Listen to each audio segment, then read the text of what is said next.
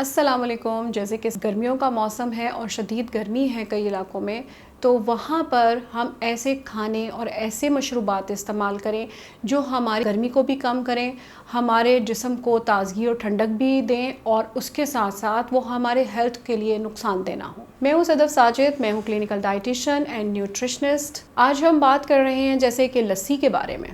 लस्सी एक ऐसा मशरूब है जो बहुत फेवरेट है। लस्सी को बहुत तरह से और बहुत तरीके से इस्तेमाल किया जाता है, जैसे कि कच्ची लस्सी के तौर पर पानी के अंदर दूध को डाइल्यूट करके उसके अंदर नमक या चीनी मिक्स की जाती है। इसी तरह दही की लस्सी भी इस्तेमाल की जाती है कि दही के अंदर पानी मिक्स करके और उसको अच्छी तरह से फेंटा जाता है ताकि उसकी जो ग़िज़ाइयत है और न्यूट्रिएंट्स हैं वो ज़्यादा अच्छे मिल सकें। और उसके अंदर पसंद के हिसाब से आप चीनी भी मिक्स कर सकते हैं और आप नमक भी इस्तेमाल कर सकते हैं। अब क्वेश्चन ये आता है कि मीठी लस्सी ज़्यादा बेहतर है या नमकीन लस्सी। अगर हम देखें तो नमकीन लस्सी जो है वो सबसे बेहतरीन है, क्योंकि गर्मी में हमारा जब पसीना ज़्यादा आता है तो इलेक्ट्रोलाइट्स की कमी हो जाती है। और बेसिकली इलेक्ट्रोलाइट्स क्या हैं? आपके नमकियात। तो अगर हम लस्सी का मशरूब नमक उसमें डाल के लेते हैं तो वो हमारे इलेक्ट्रोलाइट्स को बैलेंस आउट करती है। इसके अलावा अगर हम उसमें ज़ीरा डाल लें तो भुना हुआ ज़ीरा अगर हम उसमें डाल लें और मिंट लीफ डाल लें तो वो हमें ताज़गी भी देता है और गर्मी की शिद्दत या जो लू लगती है लोगों को उससे भी बचाता है। तो बेहतर ये है कि नमकीन लस्सी इस्तेमाल की जाए। अगर आपने शुगर की लस्सी मीठी लस्सी इस्तेमाल करनी है तो चीनी की बजाय स्टीविया, जो कि नेचुरल फॉर्म में आता है, स्टीविया एक प्लांट बेस्ड शुगर है और अगर आप उसके पत्तों को ग्राइंड करके अपने पास उसका शीरा बना के रख लें तो वो स्टीविया इस्तेमाल करें। और अगर आपने मार्केट से लेना है तो आप जो उसके नैचुरल फॉर्म ऑफ स्टीविया है, जैसे जो कि ग्रीन कलर में अवेलेबल है, अगर उसका इस्तेमाल करें तो बहुत बेहतर है। अदरवाइज़ शुगर की बजाय नमक का इस्तेमाल कर लिया जाए। हाँ, इसमें कुछ रिस्ट्रिक्शंस हैं, जैसे कि इसके बहुत सारे बेनिफिट्स हैं। पहले हम बेनिफिट्स के ऊपर बात करते हैं।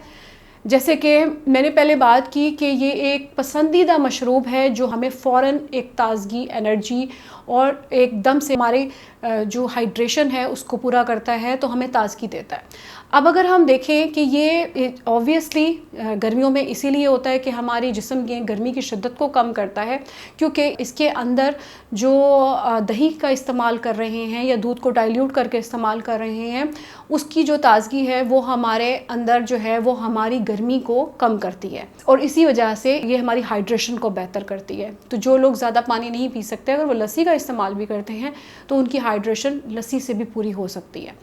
इसके अलावा सेकंड अगर नंबर पे देखें तो इसके अंदर कैल्शियम होता है जो हमारी बोन हेल्थ के लिए ज़रूरी है।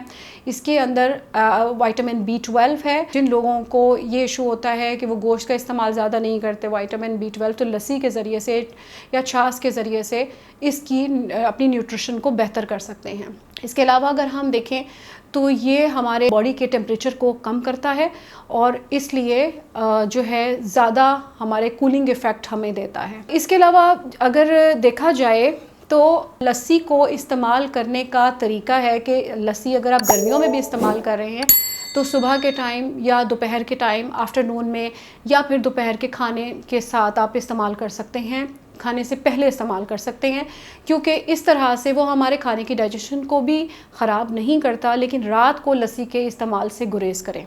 इसके अलावा अगर हम देखें तो ये हमारे मैदे की तेज़ाबियत को ख़त्म करता है और हमारी गट हेल्थ को बेहतर करता है, क्योंकि दही के अंदर जो प्रीबायोटिक्स होते हैं वो गट फ्रेंडली हैं और वो गट फ्रेंडली बैक्टीरिया हमारी डाइजेशन को बेहतर करते हैं।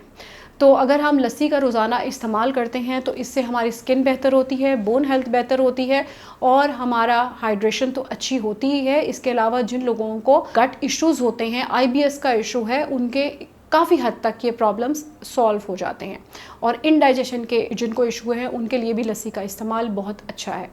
अब अगर हम देखें तो हर फूड का अगर फ़ायदा है तो वहाँ पर नुकसान भी है।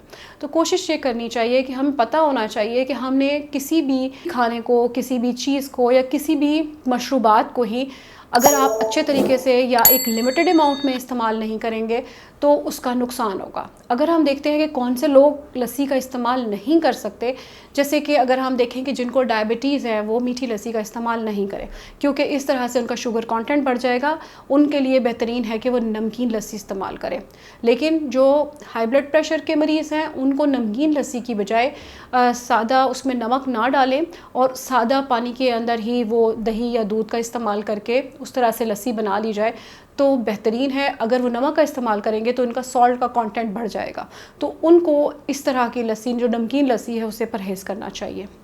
इसके अलावा एस्थमा या जिनको नेज़ल एलर्जीज़ हैं उनके लिए बेहतर है कि वो लस्सी का इस्तेमाल ना करें, क्योंकि इन दैट वे शायद वो ज़्यादा उनको प्रॉब्लम करे।